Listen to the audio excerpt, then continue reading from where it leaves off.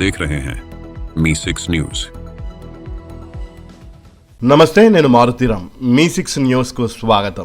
సిద్దిపేట జిల్లా హుస్నాబాద్ నియోజకవర్గంలో కాంగ్రెస్ మాజీ జెడ్పీటీసీ కారుపై బీజేపీ నాయకులు దాడి చేశారు. హుస్నాబాద్ నియోజకవర్గం చిగురుమామిడి పోలింగ్ స్టేషన్ పరిధిలో డబ్బులున్నాయనే అసత్య ఆరోపణతో అకారణంగా పార్కింగ్ చేసిన కాంగ్రెస్ నాయకుని కారు డిక్కీ డోర్లను ధ్వంసం చేసి బీజేపీ నాయకులు రెచ్చిపోయారు.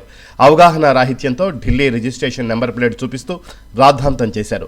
అడ్డుకున్న కాంగ్రెస్ నేతలు బీజేపీ నేతల మధ్య ఘర్షణ వాతావరణం నెలకొంది. ఇరు పార్టీ నేతల మధ్య ఉద్రిక్త వాతావరణం నెలకొనడంతో పోలీసుల రాకతో గొడవ సద్దుమణిగింది.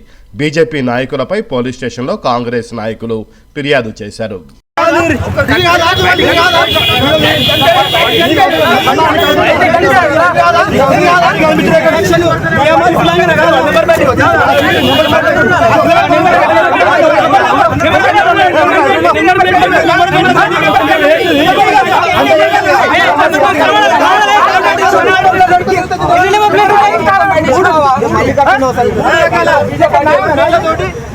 ఇక్కడ మరియు అనుచరులు